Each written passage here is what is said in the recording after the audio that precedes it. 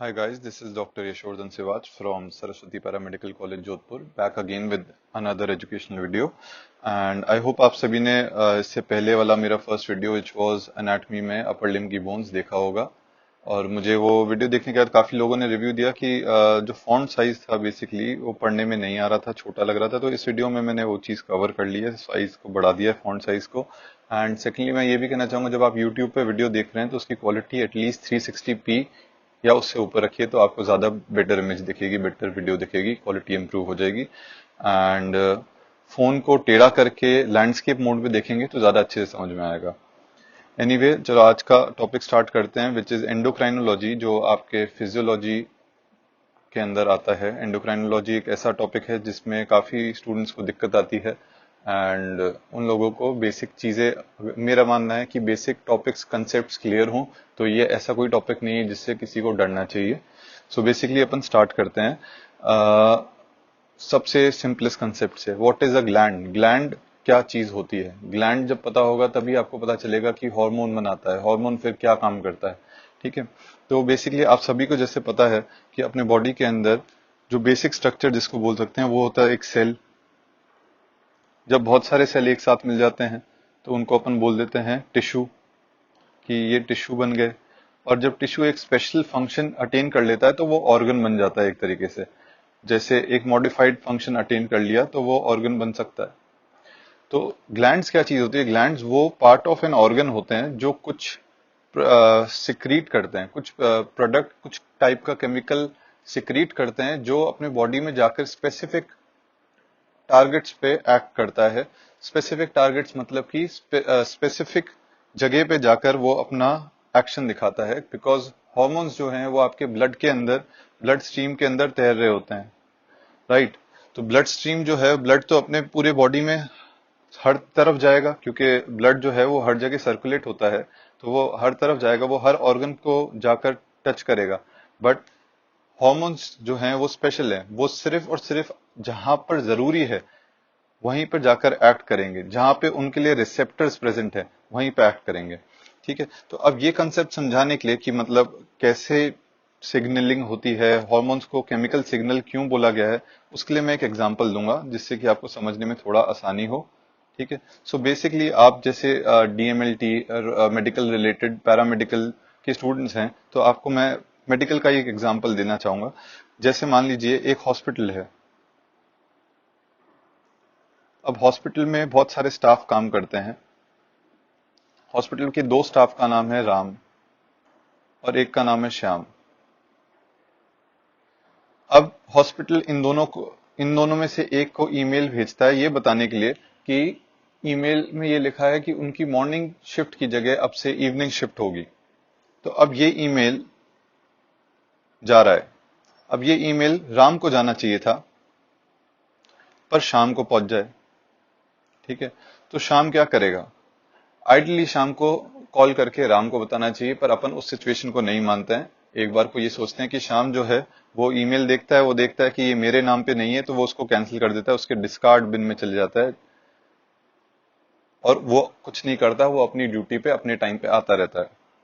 But जब ये email Ram के पास जाएगा तो उसको समझ में आएगा, एक्सेप्ट करेगा वो कि ये हाँ ईमेल मेरे लिए था। तो वो ईमेल लेकर उसका अंदर जो ऑर्डर लिखा था, जो कि ऑर्डर था कि उसको मॉर्निंग की जगह इवनिंग शिफ्ट में आना है, वो उस शिफ्ट को फॉलो करना शुरू कर देगा। तो बेसिकली हुआ क्या? हॉस्पिटल जो है वो उसको एक ग्लैंड मान लो। ठीक है, हॉस्पिटल ग्लैंड बन गया जिसने सिक्रीट करा एक ईमेल, जो कि हो गया हार्मोन आपका, जो कि एक केमिकल मीडिएटर भी बोला जा सकता है जिसको। उस केमिकल मीडिएटर ने या उस ईमेल ने या उस हार्मोन ने जाकर एक स्पेसिफिक साइट पे, जो कि राम था, क्योंकि जब शाम के पास गया तो शाम ने उसको रिजेक्ट कर दिया, उसको डिस्कार्ड बिन में डाल दिया, क्योंकि उसका उस ईमेल में कोई लेना देना नहीं था, उसका नाम ही नहीं मेंशन था। तो जब वो राम के पास गया, जो कि एक स्पेसिफिक साइट है, स्पेसिफिक साइट के पास जब वो गया, तब राम को समझ में आया अच्छा अब उसे मॉर्निंग की जगह इवनिंग शिफ्ट में आना है। तो बेसिकली ग्लैंड ने हार्मोन सिक्रीट करा जो स्पेसिफिक साइट पे एक्ट करा, और स्पेसिफिक साइट पे जब एक्ट हुआ, जब वहां पे रिसीव हुआ, तो उस साइट ने आगे के चेंजेस अपने स्टार्ट कर दिए। जैसे इस एग्जांपल के अंदर वो मॉर्निंग की जगह इवनिंग शिफ्ट में आने लग गया अगले दिन से। तो ये सिर्फ आपको समझाने के लिए था, इसके आगे अपन डिटेल्स में और डेफिनेशन वाइज सारी चीज पढ़ेंगे, बिकॉज समझना जरूरी है, समझने के साथ साथ एग्जाम में जो आपको लिखना है वो क्या लिखना है ये भी पता होना जरूरी है। ठीक है, तो अब स्टार्ट करते हैं with definitions and the introduction part. जो मैं चाहूंगा, जैसे कि मैंने लास्ट टाइम भी बोला था, कि आप स्क्रीनशॉट लेके उसको सेव कर सकते हैं, या फिर उसको वीडियो को उसी वक्त पॉज करिए, अपनी नोटबुक में लिखिए, because this is all very important. ठीक है, मैंने सिर्फ इंपॉर्टेंट चीज लिखी है, कुछ एक्स्ट्रा नॉलेज ज्यादा नहीं डाला है, जो आपके लिए रिलेटेड है वही चीज बता रहा हूं। So let us start. Introduction. The endocrine system is a control system of ductless gland. ठीक है, ये डेफिनेशन इंपॉर्टेंट है। Ductless glands that secrete hormones for the controlling cells, ठीक है, in the blood stream which act upon specific target cells to carry out their actions. So जो इसके अंदर अपन ने पढ़ा है वो चीज मैं आपको समझा चुका हूं ऑलरेडी, कि एंडोक्राइन सिस्टम जो है उसके अंदर ग्लैंड्स होते हैं। इन ग्लैंड्स की क्या खासियत है, वो डक्टलेस होते हैं। डक्टलेस मतलब कि उसके अंदर एक ग्लैंड के अंदर कोई ओपनिंग नहीं है। ठीक है, दूसरे टाइप के ग्लैंड्स होते हैं जिनको एक्सोक्राइन ग्लैंड्स बोला गया है, उन सब के अंदर एक ओपनिंग है जहां से वो लिक्विड, जहां से वो सिक्रीशन होता है, जहां से वो हार्मोन या फिर जो भी उनका मीडिएटर है, केमिकल मीडिएटर, वो सिक्रीट होता है। इसके अंदर कोई ओपनिंग नहीं है, ये डायरेक्टली ब्लड स्ट्रीम के अंदर अपने हार्मोन को, अपने केमिकल मीडिएटर को रिलीज कर देते हैं।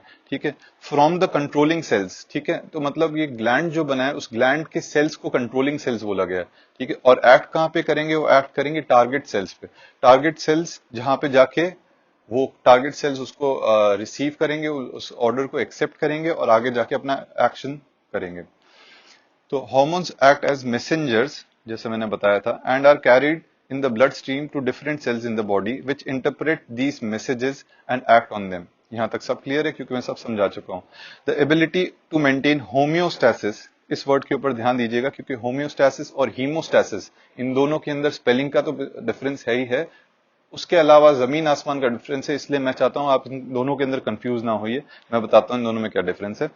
The ability to maintain homeostasis and respond to stimuli is largely due to hormones secreted within the body.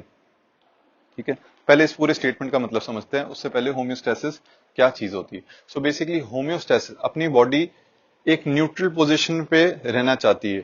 जैसे कि फॉर एग्जांपल अपना टेम्परेचर ले लो, बाहर का टेम्परेचर, जब सराउंडिंग का टेम्परेचर, जैसे अभी राजस्थान में काफी गर्मी पड़ रही है, तो अपनी स्वेटिंग इंक्रीज हो गई है, बिकॉज अपनी बॉडी जो है वो एक neutral fixed normal body temperature पे रहना चाहती है। तो बॉडी टेम्परेचर कंट्रोल करने के लिए एक मैकेनिज्म क्या हो जाएगा कि स्वेटिंग हो, स्वेटिंग से अपनी बॉडी थोड़ी कूल हो जाएगी और अपने नॉर्मल टेम्परेचर पे मेंटेन हो जाएगी। तो होम्योस्टैसिस इज बेसिकली एक न्यूट्रल पोजीशन पे एक बैलेंस बना के रखना हर जगह बॉडी में, that is known as homeostasis. ठीक है, अब ये होम्योस्टैसिस हो गया। हीमोस्टैसिस क्या होता है कि जो ब्लड होता है, जब अपनी ब्लीडिंग शुरू होती है तो उसके बाद ब्लीडिंग रोकने के लिए जो क्लॉटिंग मैकेनिज्म्स होते हैं, उन चीजों को हीमोस्टैसिस बोला है। हीम से मतलब होता है ब्लड, हीमोग्लोबिन, तो ब्लड, और स्टैसिस मतलब कि रोकना। ठीक है, तो वो हीमोस्टैसिस और होम्योस्टैसिस में अपने को कंफ्यूज नहीं होना है। Homeostasis is maintaining the balance of the body के various physiological functions, and haemostasis is blood का स्टैसिस होना, मतलब कि क्लॉटिंग मैकेनिज्म जो एक ब्लीडिंग या कट के बाद स्टार्ट होता है। ठीक है, अब टाइप्स ऑफ ग्लैंड्स में आ जाते हैं। Types of glands, endocrine glands, जो अभी अपन ने बताया था कि these glands are those glands which have no duct, ductless या फिर नो डक्ट बोल दो, release their secretions directly into the intercellular fluid और इनटू द ब्लड। दो टाइप के फ्लूइड अपन को पता ही है, तीन टाइप के in fact, extracellular, intracellular and in the blood. ठीक है, तो ये इंट्रासेल्युलर और ब्लड के अंदर डायरेक्टली रिलीज करते हैं और उससे फिर वो पूरे बॉडी में सर्कुलेट हो जाते हैं। ठीक है, the main endocrine glands are the pituitary glands, thyroid gland, parathyroid gland, adrenal gland, pancreas and the gonads. Gonads के अंदर आ जाएगा testes and ovaries. Testes and ovaries को गोनाड्स बोला गया। एक्सोक्राइन ग्लैंड्स क्या होते हैं? These are those glands which release cellular substance, cellular secretions through a duct. Exocrine जो है वो एक डक्ट के थ्रू अपना जो भी सिक्रीशन, जो भी उसके अंदर बन रहा है केमिकल, वो रिलीज करते हैं to the outside into the lumen of an organ. एक ऑर्गन की कैविटी के अंदर भी, जैसे कि फॉर एग्जांपल अपने पेट के अंदर एसिड बनती है ना, तो पेट के अंदर एसिड का एग्जांपल छोड़ते हैं, अपन पैनक्रियास के सिक्रीशन की बात करते हैं। तो पैनक्रियास जो है वो एक्सोक्राइन एक्शन भी होता है और एंडोक्राइन एक्शन भी होता है। तो पैनक्रियास जो है वो पैनक्रियाटिक जूसेस जो है, जो अपने फैट को अब्जॉर्ब करने में, फैट के ब्रेकडाउन में काम आते हैं, वो कहाँ से रिलीज करता है? पैनक्रियास से स्टमक के अंदर रिलीज करता है, इंटेस्टाइन के अंदर रिलीज करता है। तो वो उस एक्शन को एक्सोक्राइन बोला गया है। और सिंपल एग्जांपल उस एक्शन को एक्सोक्राइन ग्लैंड बोला गया है। एंड और सिंपल एग्जांपल लेना चाहे तो एक्सोक्राइन ग्लैंड्स के अंदर आ जाएगा अपने स्वेट ग्लैंड्स। हर स्वेट ग्लैंड की ओपनिंग होती है अपने स्किन पे, जहां से पसीना बाहर आता है, और पसीना जब बाहर आता है तो कूलिंग एक्शन हो जाता है। अब these include sweat glands, salivary glands, ठीक है, सलाइवरी, थूक, saliva, pancreatic glands and mammary glands. Mammary glands जो कि ब्रेस्ट में प्रेजेंट होते हैं, mammary glands are also a modified type of sweat glands, ठीक है। तो एक तरीके से वो बनाते मिल्क हैं, पर टेक्निकली देखा जाए तो वो those are modified type of sweat glands. Classification of chemical messengers पढ़ते हैं अपन। केमिकल मैसेंजर्स या हार्मोन बोल दिया जाए, एक ही बात है। तो उनकी क्लासिफिकेशन दो टाइप में पढ़ेंगे, एक तो कैसे वो एक्ट कर रहे हैं उसके बेसिस पे, और एक क्लासिफिकेशन पढ़ेंगे अपन केमिकल।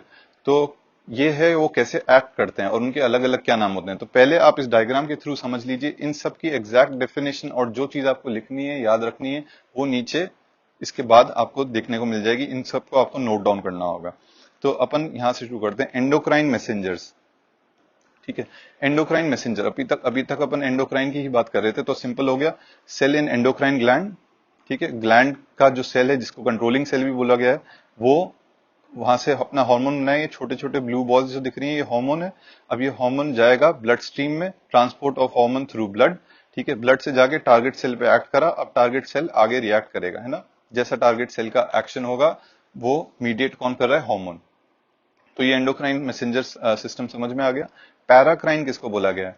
ठीक है, पैराक्राइन जैसे कि आप लोग हैं पैरामेडिकल, तो बेसिकली मेडिकल के अंदर आ जाएंगे डॉक्टर्स, डेंटिस्ट, नर्सेस। और पैरा मेडिकल हो गया तो मतलब कि इन लोगों को सपोर्ट करने वाले, इन सबके हेल्प करने वाले, इन सबके साथ में काम करने वाले लोग। तो पैरामेडिकल में आ जाएंगे सारे आप, DMLT technicians, OT technician, optometrist, ये सब चीजें पैरामेडिकल में आ जाएंगे। तो बेसिकली पैरा का मतलब ये हुआ जो इनके साथ में या फिर आसपास होते हैं, ठीक है। तो पैरा को अपन इसमें ये देखेंगे, पैराक्राइन मैसेंजर मतलब कि दो सेल एकदम पास पास हैं, इसके अंदर जो ग्लैंड है और टारगेट सेल है वो एकदम चिपकते हुए हैं, ठीक है। तो ये कैसे, सिग्नलिंग सेल जो कि कंट्रोलिंग सेल भी बोल सकते हैं, और टारगेट सेल जो है वो इतने पास हैं कि वो ब्लड स्ट्रीम में जाने की अलग से जरूरत नहीं है। The messenger diffuses through interstitial fluid, ठीक है। इंटरस्टिशियल फ्लूइड किसको बोला गया? दो सेल के बीच के अंदर का फ्लूइड, ब्लड नहीं है ये। दो सेल अगर आपस में पास पास हैं ये दोनों, तो इनके बीच में जो ये कैविटी है, इधर क्या चीज फिल्ड अप है? इस चीज को बोला गया इंटरस्टिशियल फ्लूइड। तो ये यहाँ पे प्रोड्यूस हुआ हार्मोन वो सीधा इधर एक्ट कर देगा। तो इस चीज को बोला गया पैराक्राइन मैसेंजर। अब पैराक्राइन मैसेंजर के अंदर दो ऑप्शन होते हैं, एक तो इसके अंदर जैसे मैंने गैप दिखाया वो, दूसरा हो गया पैराक्राइन मैसेंजर जक्स्टाक्राइन मैसेंजर। जक्स्टाक्राइन भी मतलब, जक्स्टाक्राइन का मतलब होता है कि जक्स्ट अपोज से आया है जक्स्टाक्राइन। जक्स्ट अपोज का मतलब होता है जस्ट चिपकते हुए, एकदम टच में है ये लोग, कांटेक्ट में, मतलब आप समझिए टारगेट सेल और सिग्नलिंग सेल दोनों चिपकते हुए हैं। जब दोनों चिपक रहे हैं तो बीच में इनके गैप जंक्शन है, ये देख रहे हैं आप, ये ओपनिंग है जिसके अंदर इसने डायरेक्ट यहाँ पे हार्मोन प्रोड्यूस करा और यहाँ पे जाके उसने एक्शन दे दिया। तो ये पैराक्राइन हो गया। अब न्यूरोक्राइन में आते हैं। न्यूरोक्राइन के अंदर आपके न्यूरोट्रांसमीटर हो जाएगा और न्यूरो हार्मोन हो जाएगा। न्यूरोट्रांसमीटर आपने नर्व मसल फिजियोलॉजी में पढ़ेंगे, पढ़ चुके होंगे तो अच्छी बात है, नहीं पढ़ा तो अभी अपन आगे वो भी कवर कर लेंगे। तो न्यूरोट्रांसमीटर कैसे एक्ट करेगा? ये मसल फाइबर है आपका, ठीक है, और ये नर्व एंडिंग है। नर्व और मसल, जब कोई भी मसल मूव करनी होती है तो अपन एक पर्टिकुलर नर्व जाके उसको सिग्नल देती है, तभी वो मसल मूव करती है ना। तो उस टाइम पे जो न्यूरोमस्कुलर जंक्शन पे हार्मोन रिलीज होता है लाइक एसिटाइल कोलिन, तो वो उस मैकेनिज्म को बोला गया है न्यूरोक्राइन मैसेंजर या न्यूरोट्रांसमीटर, ठीक है। दूसरा तरीका होता है न्यूरोक्राइन मैसेंजर का न्यूरो हार्मोन प्रोडक्शन से। इसके अंदर जो नर्व एंडिंग्स है वो सीधा हार्मोन प्रोड्यूस करती हैं और जो ब्लड स्ट्रीम में रिलीज हो जाता है, और वो अपने डिस्टेंट बॉडी पार्ट में जहां पे भी उसकी नीड है उधर जाके एक्ट करता है। फॉर एग्जाम्पल ऑक्सीटोसिन हो सकता है इसका एग्जाम्पल, ऑक्सीटोसिन। अब अपन आके इसकी डेफिनेशन को पढ़ेंगे और उसको याद करने की कोशिश करेंगे जो अपन ने पढ़ा है अभी तक। Endocrine messengers, endocrine messengers are the classical hormones, जिसके बारे में अभी तक अपन पढ़ते आ रहे हैं। Hormone is defined as a chemical messenger synthesized by endocrine glands and transported by the blood to the target organs or the tissue site of action। ये अपन पढ़ चुके हैं अभी तक, ये वापस से वही रिपीट है। एग्जाम्पल ग्रोथ हार्मोन हो गया या इंसुलिन हो गया। पैराक्राइन के बारे में अपन ने पढ़ा था, आसपास होते हैं या तो एकदम चिपकते हुए या इतने नजदीक कि इंटरस्टिशियल फ्लूइड के थ्रू वो अपना मैसेज कन्वे कर लें। तो पैराक्राइन मैसेंजर में आ जाएगा, paracrine messengers are the chemical messengers which diffuse from the control cells to the target cells through the interstitial fluid। इसके अंदर वर्ड क्या यूज करने हैं important, diffuse, interstitial fluid, control cells to the target cells। some of these substances directly enter the neighboring आपस के आसपास के target cells through gap junctions। ठीक है, such substances are also known as juxtacrine messengers। जिसके अंदर gap junction आ गया वो जक्स्टाक्राइन मैसेंजर हो गया या फिर लोकल हार्मोन हो गया। इसके एग्जांपल हो जाते हैं प्रोस्टाग्लैंडिन या हिस्टामिन। जैसे कि आपने देखा होगा कि आपके हाथ में कहीं पे चोट लगती है तो उस एरिया में स्वेलिंग हो जाती है, रेडनेस आ जाती है, इन्फ्लेमेशन के साइन आने लग जाते हैं। तो सिर्फ उसी पर्टिकुलर एरिया में क्यों आते हैं? क्योंकि उस एरिया में जहां चोट लगी थी वहां पे इन्फ्लेमेशन का प्रोसेस स्टार्ट हो चुका है, वहां पे हिस्टामिन रिलीज हो चुका है। हिस्टामिन लोकल जहां जहां जो जो सेल इन्वॉल्व थे वहां पे एक्ट करके ये सारे science and symptoms of inflammation produce करता है। ऑटोक्राइन मैसेंजर्स, ऑटोक्राइन मैसेंजर्स क्या होते हैं?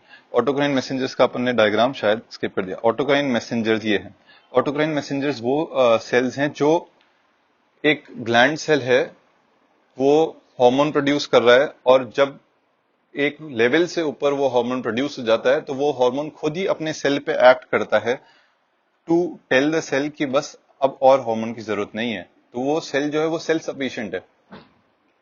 जैसे एक लेवल से ऊपर हार्मोन प्रोड्यूस होना बंद हुआ, प्रोड्यूस हो गया, मतलब एक लेवल से ऊपर प्रोड्यूस हो चुका है हार्मोन, तो उसके बाद वो हार्मोन जो है वो अपने ही सेल पे एक्ट करके बोलेगा कि बस अब और इस हार्मोन की जरूरत नहीं है। तो उसको ऑटोक्राइन मैसेंजर बोला गया। Autocrine messengers are the chemical messengers that control the source cells which secrete them. ठीक है, तो source cell, the controlling cells, उसी को कंट्रोल कर रहा होता है the hormone। ठीक है, so these messengers are also called as intracellular chemical mediators, for example leukotrienes। ठीक है, न्यूरोक्राइन या न्यूरल मैसेंजर्स की बात कर रहे हैं अपन। न्यूरोक्राइन या न्यूरल मैसेंजर्स अपन ने देखा था जो नर्व मसल जंक्शन पे मिलता है या फिर ऐसा नर्व एंडिंग जहां से सीधा हार्मोन प्रोड्यूस होकर वो ब्लड स्ट्रीम में जाता है। Neurotransmitter is an endogenous signaling molecule that carries information from one nerve cell to the another nerve cell or muscle or to another tissue। For example acetylcholine और dopamine. ये अपन ने देखा था नर्व मसल फिजियोलॉजी की जब मैंने बात करी थी ऊपर, उसके अंदर अपन ने यही देखा था, acetylcholine and dopamine. Neurohormone is a chemical mediator released directly by the nerves in the blood in order to regulate target cells। Neuro hormone के बारे में भी अपन ने देख लिया था कि वो डायरेक्टली नर्व एंडिंग से ऐसे हार्मोन प्रोड्यूस हो रहे हैं जो ब्लड स्ट्रीम में जा रहे हैं। फॉर एग्जांपल ऑक्सीटोसिन या फिर एंटी डायरेटिक हार्मोन जिसको एडीएच भी बोलते हैं। तो ये सब इसके एग्जांपल हो गए, ये आपको याद करने पड़ेंगे। केमिकल क्लासिफिकेशन पे आ जाते हैं फटाफट। इस वीडियो को मैं थोड़ा शॉर्ट रखने की कोशिश कर रहा था पर 18 मिनट ऑलरेडी हो चुके हैं। Anyway let's go.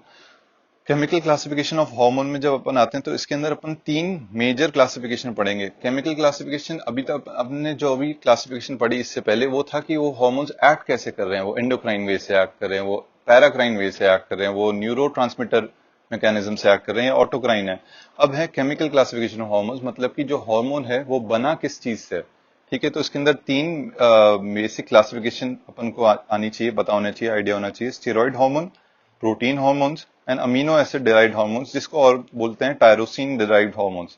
ठीक है, तो स्टेरॉइड हार्मोन्स कौन से होते हैं? Steroid hormones are the hormones synthesised from cholesterol और its derivative. Steroid hormones are secreted by adrenal cortex, gonads, testis या फिर ओवरीज एंड प्लेसेंटा। तो इसके अंदर आपको जो इंपॉर्टेंट बात याद रखने की है कि वो स्टेरॉइड हार्मोन्स जो है वो कोलेस्ट्रॉल से बनते हैं। तो काफी लोगों के बीच में ये स्टिग्मा है, ये चीज है कि कोलेस्ट्रॉल खराब चीज होती है, ये होती है। यस, डेफिनेटली कोलेस्ट्रॉल खराब चीज होती है पर एक हेल्दी लेवल से ऊपर। अदरवाइज कोलेस्ट्रॉल यूजुअली आपके बॉडी के अंदर स्टेरॉइड प्रोडक्शन के अंदर काम आती है। तो इस वजह से cholesterol is nothing to be feared of जब तक कि वो नॉर्मल लिमिट में है। बहुत बहुत एसेंशियल है। सारे अपने सेक्स हार्मोन जो हैं वो कोलेस्ट्रॉल के थ्रू बनते हैं, स्टेरॉइड हार्मोन। प्रोटीन हार्मोन जो है, protein hormones are large and small peptides. Protein hormones are secreted by pituitary gland, parathyroid glands, pancreas and placenta. सारे पी से स्टार्ट हो रहे हैं। इसलिए मैंने यहाँ पे पीज लिखा। एनीवे, पिट्यूटरी, पैराथायरॉयड, पैनक्रियास और प्लेसेंटा। ठीक है, तो प्रोटीन हार्मोन जो है वो बेसिकली पॉलीपेप्टाइड प्रोटीन का, अगर आपने स्ट्रक्चर पढ़ा होगा तो प्रोटीन का जो स्ट्रक्चर होता है वो अमीनो एसिड से पॉलीपेप्टाइड चेन्स बनती है और उसके बाद प्रोटीन बन जाता है। तो बेसिकली ये पॉलीपेप्टाइड्स के बने हार्मोन होते हैं, इसके अंदर और कुछ स्पेशल बात नहीं है। और प्रोटीन हार्मोन्स के एग्जाम्पल याद रखने जरूरी हैं, चारों पी से हैं, pituitary gland, parathyroid, pancreas, placenta. Amino acid derivative, तो जब मैंने प्रोटीन की बात करी थी तो प्रोटीन का बिल्डिंग ब्लॉक क्या हुआ, अमीनो एसिड। अमीनो एसिड बन के जब साथ में जुड़ते हैं तो वो पॉलीपेप्टाइड चेन बनाते हैं, उससे प्रोटीन बन जाता है। पर टायरोसिन एक अपने आप में ऐसा अमीनो एसिड है जिससे डायरेक्टली हार्मोन सिंथेसिस हो जाती है। तो जो important two types of hormones, namely thyroid hormone and adrenal medullary hormone, are derived from the amino acid tyrosine. तो ये आपको बताना चाहिए कि थायराइड हार्मोन और एड्रीनल मेड्युलरी हार्मोन जो है वो डायरेक्टली टायरोसिन से बनते हैं। अब ये टेबल दे दिया जिसके अंदर काफी सारे एग्जाम्पल्स हैं जो आपको एक नजर में आने चाहिए कि बस आपको थोड़ा आइडिया पड़ जाए। कल को कोई पूछे कि टेस्टोस्टेरोन कौन सी क्लासिफिकेशन से है तो आप बता सको कि testosterone is a steroidal hormone. ठीक है, उसी तरह से आपसे कोई पूछे कि प्रोलैक्टिन या फिर एंटी डायरेटिक हार्मोन जो है वो कौन सी क्लासिफिकेशन से, तो आपको पता होना चाहिए कि वो प्रोटीन है। इंसुलिन कौन सी क्लासिफिकेशन से है, तो ग्लूकागन कौन सी क्लासिफिकेशन है, तो पता होना चाहिए कि वो प्रोटीन हार्मोन है। डेरिवेटिव ऑफ टायरोसिन वाले कौन से हैं, तो उसके अंदर ये थायरोक्सिन आ गया, ट्राइआयोडोथायरोनिन आ गया, एड्रेनालिन आ गया, नॉर एड्रेनालिन आ गया, डोपामिन आ गया। तो ये सारे एग्जाम्पल आपको एक आइडिया रहना चाहिए रफली। ठीक है, ये था आज का इंट्रोडक्शन टू एंडोक्राइनोलॉजी। इसके आगे अपन नेक्स्ट पर्टिकुलर ऑर्गन्स के बारे में पढ़ेंगे, जैसे थायराइड के बारे में पढ़ेंगे, पैनक्रियास के बारे में पढ़ेंगे, गोनाड्स के बारे में पढ़ेंगे। द मोस्ट कॉमन क्वेश्चन जो आपसे पिछले 2-3 साल में एक दो बार पूछ चुके हैं ये ऑलरेडी, वो है फीमेल रिप्रोडक्टिव सिस्टम, वो भी एंडोक्राइन के अंदर आता है, तो उसके बारे में भी अपन डिटेल में पढ़ेंगे, female and male reproductive system, क्योंकि इन दोनों पे क्वेश्चन आ चुका है 10-10 नंबर के पहले। ठीक है, I guess you like this video. And पिछले वाली वीडियो में I don't know why comment section off था, ऑल्दो मेरे साइड से कमेंट सेक्शन ऑन कर रखा था, मुझे नहीं पता, यूट्यूब में शायद कोई ग्लिच हो सकती है। Anyway, please do let me know कि आपको ये वीडियो कैसी लगी। Thank you.